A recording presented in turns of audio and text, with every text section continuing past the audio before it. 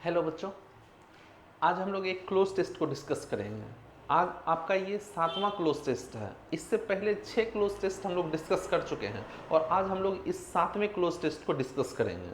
हम लोग जो क्लोज टेस्ट डिस्कस करते हैं वो केवल आंसर को डिस्कस नहीं करते हैं, चारों ऑप्शन को डिस्कस करते हैं, ठीक है। और उससे रिलेटेड जो भी कंसेप्ट होता है उन सारे कंसेप्ट्स को हम लोग डिस्कस करते हुए चलते हैं। तो क्लोज टेस्ट जो डिस्कस करेंगे पूरे डिटेल्ड वे में हम लोग डिस्कस करेंगे, ठीक है। तो ये आपका क्लोज टेस्ट है, इसको आप देख लीजिए। ये देखिए, ये आपका क्लोज टेस्ट है। एक बार हम आपसे कहेंगे कि आप वीडियो को पॉज कीजिए और पॉज करके बस 2 मिनट के लिए, 1 मिनट के लिए आप इसको देख लीजिए और इसको सॉल्व कीजिए। बस 1 मिनट के लिए आप देख लीजिए, इस क्लोज टेस्ट को आप लोग देख लीजिए।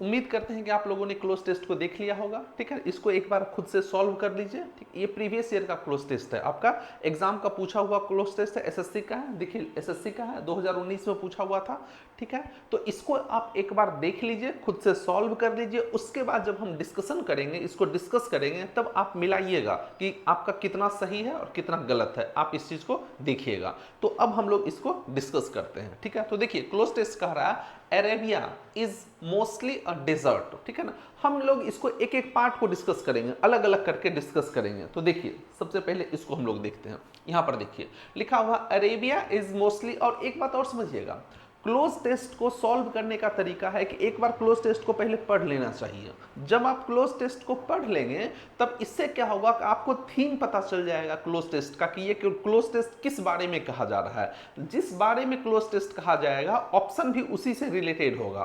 क्लोज टेस्ट को पढ़ने से क्या होता है कि आपको उसका टेंस पता चल जाएगा। टेंस करने का मतलब कि क्लोज टेस्ट किस टेंस में लिखा हुआ है। अगर क्लोज टेस्ट पास्ट टेंस में लिखा हुआ है तो मैक्सिमम ऑप्शन भी आपका पास्ट टेंस का ही होता है। अगर क्लोज टेस्ट प्रेजेंट टेंस का है तो मैक्सिमम ऑप्शन प्रेजेंट टेंस का ही होता है, ठीक है। इससे क्लोज टेस्ट को एक बार पढ़ने से क्या होता है कि आपको उसका टोन पता चल जाता है। टोन कहने का मतलब कि ये पॉजिटिव टोन में है या निगेटिव टोन में है, यानी कि ये क्लोज टेस्ट जो है पॉजिटिव बातें कही जा रही है इस क्लोज टेस्ट में या निगेटिव बातें कही जा रही है। अगर पॉजिटिव बातें कही जा रही है तो मैक्सिमम ऑप्शन भी आपका पॉजिटिव ही होगा, और अगर निगेटिव टोन है तो मैक्सिमम ऑप्शन आपका निगेटिव होता है, ठीक है। तो ये क्लोज टेस्ट को बनाने का एक तरीका है, ठीक है। और एक तरीका है, बहुत से बच्चे ये बात बोलते हैं कि सर क्लोज टेस्ट नहीं बनता है, क्लोज टेस्ट नहीं बनता है, क्या करें जो कि क्लोज टेस्ट बनेगा। तो ध्यान दीजिएगा, क्लोज टेस्ट को सॉल्व करने का सबसे अच्छा तरीका है कि रीडिंग हैबिट। आपकी रीडिंग हैबिट होनी चाहिए। आप पढ़िए, इंग्लिश कहानी को पढ़िए, मैगजीन्स को पढ़िए, स्टोरी को पढ़िए, न्यूज़पेपर को पढ़िए, कुछ ना कुछ पढ़िए, तभी आप क्लोज टेस्ट में महारत हासिल कर पाइएगा। ये जो आप सोचिएगा कि हम वोकैब याद कर लें, पूरा ग्रामर पूरा रट लें और क्लोज टेस्ट बनेगा, लेकिन आप ये जो सोचिएगा कि 100% बने तो वो नहीं होने वाला है। इसके लिए आपको क्या करना पड़ेगा कि अपनी रीडिंग हैबिट को डेवलप करना पड़ेगा, उसको बढ़ाइए, ठीक है। पढ़िए, कुछ भी पढ़िए, स्टोरी पढ़िए, कुछ भी पढ़िए, इंग्लिश में आप पढ़िए। इससे क्या होगा कि क्लोज टेस्ट आप अच्छे से तब सॉल्व कर पाएंगे, ठीक है। तो चलिए अब हम लोग इसको देखते हैं। तो देखिए यहां पर लिखा हुआ है Arabia is mostly a desert. हम लोग एक एक बिल्कुल पोस्टमार्टम करते हुए चलेंगे। अगर आप इस चैनल पर आए हैं तो आपको यहां सबसे अलग मिलेगा, इस बात की गारंटी है, सबसे अलग। ऐसा नहीं है कि केवल आंसर को डिस्कस किए, आंसर को हिट किए और आगे बढ़ गए, नहीं, सब चीज को डिस्कस करते हुए चलेंगे हम, ठीक है। अब समझिए, देखिए सबसे पहले देखिए लिखा हुआ Arabia is mostly a desert. Arabia के बारे में कहा जा रहा है, अरेबिया मतलब अरब का इलाका। कह रहा कि अरेबिया जो मोस्टली है वो क्या है, डेजर्ट है। अब एक बात समझिएगा, यहां पर देखिए इज लिखा हुआ है, ये वाला इज देखिए, यहां पर आप देखिएगा तो यहां पर आपका इज लिखा हुआ है। ये वाला इज जो है यहां पर, ये आपका यहां मेन वर्ब है, ध्यान दीजिएगा। बी वर्ब, ये इज का मतलब हो गया बी वर्ब। बी वर्ब आपका होता है इज, एम, आर, वॉज, वर, ये सब का सब बी वर्ब है, ठीक है ना। बी वर्ब जब कभी भी मेन वर्ब का काम करता है, उसके पहले एक बात समझ लीजिए, कोई भी सेंटेंस मेन वर्ब के बिना नहीं होता है। सेंटेंस है तो एक मेन वर्ब होना ही है। अगर सेंटेंस में हेल्पिंग वर्ब आया है तो एक मेन वर्ब निश्चित रूप से होगा। मेन वर्ब अकेले आ सकता है लेकिन हेल्पिंग वर्ब कभी भी अकेले नहीं आ सकता है, ठीक है। तो ध्यान दीजिएगा, ये आपका यहां पर जो इज लिखा हुआ है ये आपका मेन वर्ब है, हेल्पिंग वर्ब नहीं है, ये आपका मेन वर्ब है। अगर ये हेल्पिंग वर्ब होता तो यहां पर कोई या तो V3 लिखा होता या V4 लिखा होता, तो ये आपका यहां पर मेन वर्ब है। अब एक बात और समझिएगा, अगर कभी भी बी वर्ब का यूज मेन वर्ब के रूप में होता है तब उसके बाद एक कॉम्प्लीमेंट का यूज किया जाता है। बी वर्ब का यूज जब मेन वर्ब के रूप में होगा तब उसके बाद एक कॉम्प्लीमेंट आता है, और कॉम्प्लीमेंट कोई नाउन, प्रोनाउन या एडजेक्टिव होता है, ठीक है। उसके पहले हमको एक बात बतला दीजिए आप कि ये जो यहां पर ये मोस्टली लिखा हुआ है, ये जो मोस्टली लिखा हुआ है, ये मोस्टली कौन सा पार्ट्स ऑफ स्पीच है। पहले आप ये सोच के एक बात समझिएगा, इंग्लिश अगर सीखना चाहते हैं तो पहले वर्ड्स को पहचानना सीखिए कि ये कौन सा पार्ट्स ऑफ स्पीच है, noun, pronoun, adjective, verb, adverb क्या है। अगर आप पार्ट्स ऑफ स्पीच को पहचानना सीख गए, उस वर्ड का पार्ट्स ऑफ स्पीच पहचानना सीख गए, तो आधी प्रॉब्लम सॉल्व हो जाएगी आपकी, ठीक है ना। इंग्लिश में 50% प्रॉब्लम बिल्कुल सॉल्व, ठीक है। तो सबसे पहले पार्ट्स ऑफ स्पीच को पहचानना सीखिए। तो हमको सिर्फ आप ये बतला दीजिए या खुद ही आप मन ही मन सोचिए कि यहां पर ये जो मोस्टली लिखा हुआ ये मोस्टली कौन सा पार्ट्स ऑफ स्पीच है। आप खुद ही सोचिए और सोचकर बताइए कि मोस्टली कौन सा पार्ट्स ऑफ स्पीच है।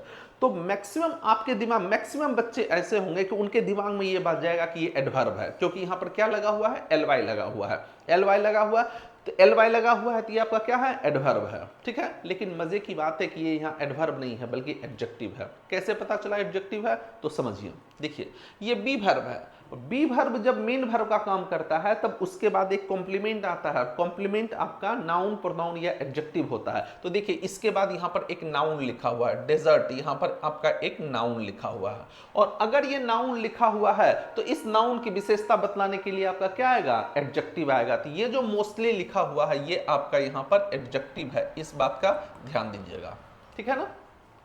तो कह रहा है कि Arabia is mostly a desert. अब देखिए ये जो मोस्टली लिखा हुआ है एक्चुअली में बना किससे है, तो मोस्ट से बना है। अब मोस्ट होता क्या है, तो ध्यान दीजिएगा, ये जो मोस्टली होता है ये मोस्ट से बना होता है, और मोस्ट जो होता है आपका, ये आपका एडजेक्टिव भी होता है और ये मोस्ट आपका एडवर्ब भी होता है, दोनों होता है। ध्यान दीजिएगा, मोस्ट आपका एडजेक्टिव भी होता है और मोस्ट आपका एडवर्ब भी होता है, ठीक है। और मोस्टली जो होता है, मोस्टली आपका ये भी आपका एडजेक्टिव भी होता है और एडवर्ब भी होता है, इसी से ये मोस्टली बना है, मोस्ट से आपका मोस्टली बना है, ठीक है। इस बात का ध्यान रखिएगा, ठीक है। तो कह रहा है कि Arabia is mostly a desert, कह रहा है कि अरेबिया ज्यादातर क्या है, एक डेजर्ट है। ये तो आपको भी पता है, हर किसी को पता है कि अरेबिया जो है मोस्टली क्या है, एक डेजर्ट है, क्लियर है। अब देखिए, it is dash to walk over it, ये जो इट आया है ये इट आपका अरेबिया के लिए आया है, अरेबिया के लिए आया है, यानी डेजर्ट के लिए आया है, ठीक है। कह रहा है कि it is dash to walk over it during dash day, ठीक है ना।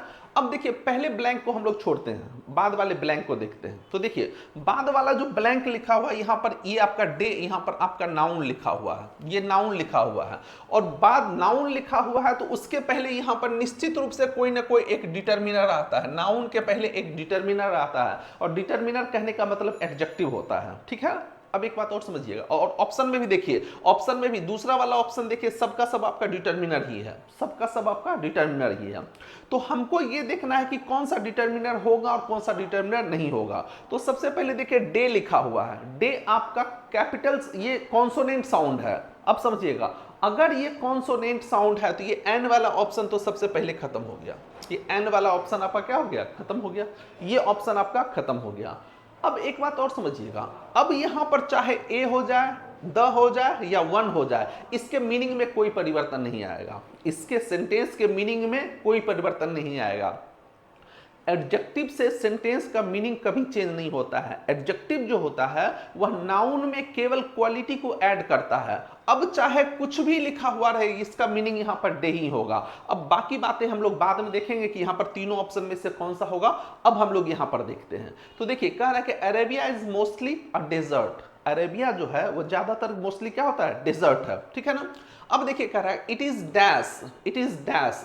अब यहां पर देखिए, फिर देखिए यहां पर बी वर्ब लिखा हुआ है, और अभी आप, ये मेन वर्ब है, और अभी आपको बतलाए थे कि अगर कभी भी बी वर्ब का यूज मेन वर्ब के रूप में होता है तब उसके बाद या तो नाउन आता है, प्रोनाउन आता है या एडजेक्टिव आता है। तो यहां पर देखिए नाउन लिखा हुआ था, लेकिन यहां पर सबका सब देखिए आपका क्या है, एडजेक्टिव है, सबका सब आपका एडजेक्टिव है, ठीक है ना। यहां पर आपको क्या आना चाहिए, एडजेक्टिव आना चाहिए। इम्पॉसिबल, एब्सर्ड, ये सब एडजेक्टिव है। होपलेस आपका नाउन है, यूजलेस आपका क्या है, नाउन है या एडजेक्टिव भी है, ठीक है ना। अब एक बात समझिए, देखिए कह रहा कि it is dash to walk over it, कह रहा है कि इसके ऊपर वॉक करना डैश होता है ड्यूरिंग डे, ड्यूरिंग डे, कह रहा कि दिन के समय इस पर वॉक करना डैश होता है। अब एक बात बताइए, अगर डेजर्ट है तो डेजर्ट के बारे में आपको पता है कि दिन में बहुत गर्मी होती है और रात में बहुत ठंड होती है। डेजर्ट में दिन में बहुत गर्मी होती है और रात में बहुत ज़्यादा ठंड होती है। तो अगर दिन के समय की बात हो रही है, अगर दिन में बहुत ज़्यादा गर्मी है तो बताइए वहाँ वॉक करना क्या होगा। सिंपल सी बात है कि वहां पर वॉक करना क्या होगा। क्या वहां पर वॉक करना यूजलेस होगा, क्या वॉक करना बेकार है, वॉक करना यहां पर होपलेस होगा, होपलेस का मतलब निराशा, या एब्सर्ड, एब्सर्ड का मतलब होता है हास्यास्पद या इम्पॉसिबल। तो सिंपल सी बात है, कोई भी आदमी कह देगा कि अगर बहुत ज्यादा गर्मी है तो वहां वॉक करना इम्पॉसिबल हो जाता है, लगभग क्या होता है, इम्पॉसिबल हो जाता है। तो बाकी सारा का सारा मीनिंग आपका खत्म हो गया, आपका एक ही मीनिंग होगा, आपका क्या होगा, इम्पॉसिबल, ठीक है ना। इम्पॉसिबल, वहां वॉक करना इम्पॉसिबल हो जाता है ड्यूरिंग डैश डे, ड्यूरिंग दिन के समय। अब कह रहा है कि यहां पर वन डे लिखा हुआ है, अगर डे के पहले हम वन लिखेंगे तो बताइए क्या एक ही दिन वहां पर वॉक करना संभव हो जाता है। गर्मी के दिनों में क्या एक ही दिन वॉक करना संभव होता है। यहां ए लिखा हुआ है, क्या किसी एक दिन वॉक करना संभव होता है, नहीं, किसी भी दिन वॉक करना वहां पर क्या होता है, असंभव होता है ड्यूरिंग द डे, दिन के समय, दिन के समय वहां वॉक करना क्या होता है, इम्पॉसिबल हो जाता है, ठीक है। तो यहां पर डे आपका यहां पर क्या है, डेफिनिट है कि दिन के समय वहां पर वॉक करना क्या हो जाता है, इम्पॉसिबल हो जाता है। क्लियर है। तो याद रखिएगा यहां पर एक वर्ड लिखा हुआ है एब्सर्ड। एब्सर्ड का क्या मतलब होता है, देखिए एब्सर्ड का मतलब यहां लिखा हुआ है, एब्सर्ड का मतलब होता है बेतुका, हास्यास्पद, रिडिकुलस, सिली, इलॉजिकल, इरेशनल। होपलेस का अर्थ होता है निराशा, डिस्परेट, डिस्पोंडेंट, डिस्पेयरिंग, डिसहार्टेड, और यूजलेस का अर्थ होता है बेकार। ये दो ऑप्शन आपका हो गया। अब देखिए यहां Arabia is mostly a desert, it is impossible to walk over it during the day. अब देखिए ओकेजनली, ओकेजनली का मतलब होता है प्रायः, ठीक है ना, कभी कभार, ठीक है। वन में डैश अ फर्टाइल पैच, कह रहा है कि वन में डैश अ फर्टाइल पैच। सबसे पहले देखिए यहां मे लिखा हुआ है, ये मे, ये मे लिखा हुआ, मे का मतलब हो गया कि ये मॉडल वर्ब है, ये मॉडल वर्ब है। और अगर कहीं भी कोई मॉडल वर्ब लिखा होता है, ध्यान दीजिएगा, अगर कहीं भी कोई मॉडल वर्ब लिखा होता है तो मॉडल वर्ब के बाद हमेशा V1 का यूज किया जाता है, ठीक है। तो यहां पर सब जगह देखिए V1 ही लिखा हुआ है, बस केवल आपको मीनिंग पता होना चाहिए, केवल मीनिंग पता होना चाहिए और सेंटेंस आपका बन जाएगा, ठीक है। अब देखिए कह रहा है ओकेजनली प्रायः, वन में dash a fertile patch, fertile मतलब होता है उपजाऊ, पैच का मतलब होता है धब्बा, कॉल एन ओएसिस, कह रहा है कि कभी कभी क्या होता है कि किसी भी आदमी को वहां पर एक कह रहा है कि एक तो पूरा का पूरा डेजर्ट है, ठीक है ना, लेकिन कभी कभी कहीं कहीं पर आपको क्या मिलेगा, थोड़ा सा फर्टाइल लैंड मिल जाता है, जो थोड़ा थोड़ा सा फर्टाइल लैंड मिल जाता है, और उसी को हम लोग कहते हैं ओएसिस, ओएसिस। अब देखिए एक वर्ड है यहां पर कम अक्रॉस, ये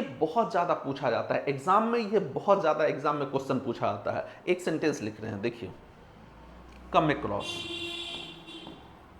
एक वर्ड होता है कम अक्रॉस, इसका अर्थ होता है किसी से अचानक मिल जाना, to meet someone suddenly, to meet someone suddenly, इसका अर्थ होता है टू मीट समवन सडनली।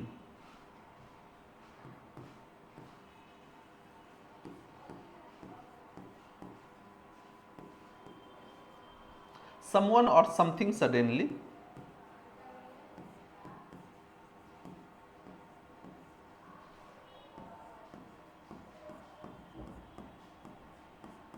अब देखिए इससे कैसा क्वेश्चन पूछा जाता है, कम अक्रॉस से बहुत सारा क्वेश्चन एग्जाम में पूछा गया है, और कैसा क्वेश्चन पूछा गया है ये आपको बतलाते हैं। देखिए ये क्वेश्चन पूछा गया है, ठीक है ना। देखिए एक सेंटेंस लिखते हैं,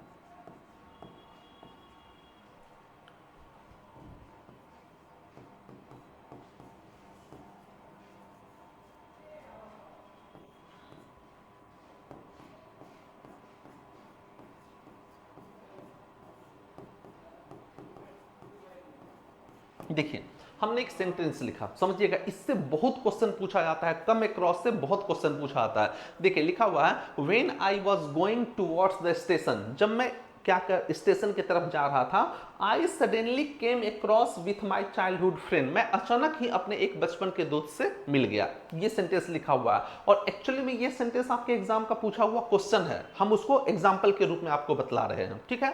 अब एक बात देखिए, कम अक्रॉस का मतलब होता है किसी से अचानक मिल जाना, किसी से अचानक मिल जाना। तो ये जो कम अक्रॉस होता है उसमें ऑलरेडी सडनली का मीनिंग उसमें ऑलरेडी इंक्लूड होता है, सडनली का मीनिंग ऑलरेडी उसमें इंक्लूड होता है।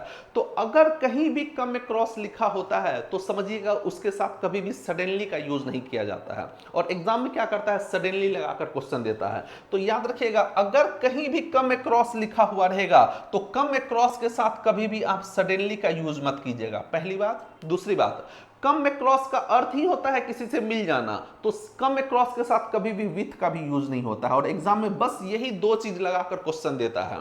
कम अक्रॉस के साथ या तो आपको सडनली लगा देगा या नहीं तो कम अक्रॉस के साथ आपको विथ लगाकर क्वेश्चन देता है। तो इस चीज को याद रखिएगा कि अगर कहीं भी कम अक्रॉस लिखा होता है तो कम अक्रॉस के साथ ना तो सडनली का यूज होता है और ना ही विथ का यूज होता है। ये दो पॉइंट याद रखिएगा, एग्जाम में कई बार क्वेश्चन पूछा गया है, ठीक है ना, कई बार क्वेश्चन पूछा गया है। तो देखिए कह रहा है ओकेजनली वन में dash a fertile patch called oasis, कह रहा है कि कोई भी आदमी को कभी कभार क्या होता है कि अचानक से उसको क्या मिलता है, एक हर जगह तो डेजर्ट है लेकिन अचानक से उसको क्या होता है, एक हरा भरा सा पैच मिल जाता है, एक हरा भरा सा पैच मिल जाता है, उसी को हम लोग क्या बोलते हैं, ओएसिस बोलते हैं। तो यहां पर आपका आंसर क्या हो जाएगा, कम अक्रॉस, कम अक्रॉस। अब बाकी जो वर्ड लिखा हुआ है उसका मीनिंग हम लोग देख लेते हैं। बाकी देखिए सबसे पहले यहां कम अक्रॉस आपका लिखा हुआ है, कम अक्रॉस का अर्थ होता है टू मीट समवन सडनली, किसी से अचानक मुलाकात हो जाना, और यही एग्जांपल यहां लिखा हुआ है। कम अप का अर्थ होता है to so above the ground, बाहर निकल आना, the shoots have come up. ये कम आउट का अर्थ होता है दिखाई देना, कम अवे का अर्थ होता है अलग हो जाना। अब एक बात और देखिए, कम से और भी जो एग्जाम में पूछा गया है, एक कम से पूछा गया है, कई बार पूछा गया कम आउट, ये कम आउट लिखा गया। कम आउट का अर्थ होता है हैपन, घटित होना, और एक वर्ड और होता है कम व्हाट में, ठीक है ना, ये भी कई बार पूछा गया, फ्रेज में पूछा गया, कम व्हाट में। इसका अर्थ होता है जैसे कि हम लोग कहते हैं चाहे जो हो जाए हम उससे नहीं मिलेंगे, चाहे जो हो जाए मैं तुम्हारी मदद नहीं करूंगा। तो कम व्हाट में का अर्थ होता है चाहे जो हो जाए, what ever happens in spite of difficulties in problems that may arise, ठीक है ना, यहां माई नहीं में होगा, चाहे जो हो जाए। तो याद रखिएगा कम अक्रॉस का अर्थ होता है चाहे जो हो जाए, ठीक है। एक और होता है कम ऑफ विथ फ्लाइंग कलर्स, इसका अर्थ होता है विजयी होना, ठीक है ना। तो ये सब का सब आपको लिख दिए हैं, एग्जाम में इससे बहुत सारा क्वेश्चन पूछा जाता है, इस बात का ध्यान रखिएगा। अब देखिए कह रहा है कि come across a fertile patch called oasis dash springs and tall fig and palm trees, कह रहा है कि उस रेगिस्तान में आपको ये सब का सब मिल जाता है, एक ओएसिस मिलता है, और उस ओएसिस के साथ साथ आपको स्प्रिंग मिलता है। स्प्रिंग का दो अर्थ होता है, ध्यान दीजिएगा, स्प्रिंग का एक अर्थ होता है बसंत, मौसम, बसंत ऋतु, और एक अर्थ होता है झरना, जो कि पानी का जो झरना बहता है उसको भी हम लोग स्प्रिंग ही कहते हैं, ठीक है। तो वो जो घास का मैदान मिलता है उसके साथ साथ आपको क्या मिलता है, स्प्रिंग मिलता है, टॉल लंबे लंबे अंजीर के पेड़ मिलते हैं और पाम के भी पेड़ मिलते हैं। तो ये सब उसके साथ रहता है, उस घास के मैदान के साथ साथ पाया जाता है। तो साथ साथ पाया जाता है तो यहां आपका क्या होगा, विथ हो जाएगा। इन, ऑन, फॉर ये तो होगा नहीं, आपका क्या होगा, विथ हो जाएगा। अब देखिए कह रहा है कि द अरब्स आर नोमैड्स, कह रहा है कि अरब्स जो होते हैं वो नोमैड होते हैं। नोमैड का मतलब होता है खाना बदोश, ठीक है ना। बंजारन जिसको कहते हैं, एक फिल्म आई थी श्रीदेवी जिसमें एक्ट्रेस थी बंजारन, जो घूमते रहते हैं, घूम घूम कर चलते रहते हैं। तो ये अरब्स जो होते हैं वो क्या होते हैं, नोमैड्स होते हैं, खाना बदोश होते हैं, ठीक है ना। Dash leave in tents and travel in कारवा, कह रहा है कि ये खाना बदोश होते हैं, ये अरब्स जो होते हैं खाना बदोश होते हैं, और ये खाना बदोश होते हैं। उसके बाद देखिए अब यहां पर देखिए ये सारा का सारा रिलेटिव प्रोनाउन का यूज हुआ है, ये सब का सब आपका रिलेटिव प्रोनाउन है, ठीक है। और आपको पता है, एक चीज आपको पता है कि अगर ये रिलेटिव प्रोनाउन, सबका सब देखिए आपका ये क्या है, रिलेटिव प्रोनाउन है। और आप एक चीज जानते हैं, अगर ये रिलेटिव प्रोनाउन है तो आपको पता है कि अगर कहीं पर हु लिखा हुआ है, रिलेटिव प्रोनाउन हु होता है, विच होता है, दैट होता है, ये सब का सब आपका रिलेटिव प्रोनाउन है। हु होता है, हुम होता है, विच होता है और दैट होता है, ये सब का सब आपका रिलेटिव प्रोनाउन है। ठीक है, ये सब का सब आपका रिलेटिव प्रोनाउन है। और आपको पता है इसके बारे में कि हु का यूज जब भी होता है तो किसी पर्सन के लिए होता है, हु का यूज जब भी होगा तो किसी पर्सन के लिए होगा, हुम का यूज भी जब भी होता है तो किसी पर्सन के लिए होता है, विच का यूज जब भी होगा तो किसी थिंग के लिए होता है, और दैट का यूज जो होता है किसी पर्सन और थिंग दोनों के लिए होता है। दैट का यूज आपका पर्सन के लिए भी होता है और दैट का यूज आपका थिंग के लिए होता है, पहली बात। दूसरी बात, ये जो हु है, हु आपका सब्जेक्ट होता है, हु आपका हमेशा सब्जेक्ट होता है। ये जो हुम लिखा हुआ है, हुम आपका ऑब्जेक्ट होता है। विच जो लिखा हुआ है ये आपका सब्जेक्ट भी होता है और ये आपका ऑब्जेक्ट भी होता है। और दैट जो होता है ये आपका सब्जेक्ट और ऑब्जेक्ट दोनों होता है, इस बात को याद रखिएगा। तो देखिए यहां पर देखिए ये भर्ब लिखा हुआ, ये भर्ब, यहां पर आपका यहां पर ये भर्ब लिखा हुआ है। तो भर्ब लिखा हुआ है तो यहां पर हमको क्या चाहिए, सब्जेक्ट चाहिए। और सब्जेक्ट के रूप में देखिए आपका ये पर्सन है, नोमैड आपका क्या है, पर्सन है। तो अगर पर्सन है तो यहां पर एक ही ऑप्शन आएगा और वो ऑप्शन क्या आएगा, हु आएगा। व्हाट जो होता है वो इंट्रोगेटिव प्रोनाउन होता है, ये क्वेश्चन नहीं पूछा जा रहा है, इंट्रोगेटिव प्रोनाउन होता है। तो ये आपका व्हाट नहीं होगा, आपका क्या हो जाएगा, हु हो जाएगा। ठीक है, तो ये आपका क्लोज टेस्ट था। ठीक है ना, ये आपका क्लोज टेस्ट था, इसको आप देख लीजिएगा अच्छे से, इसको एक बार फिर से आप बना लीजिएगा। तब तक के लिए हम लोग आज इतना ही रखते हैं। Thank you.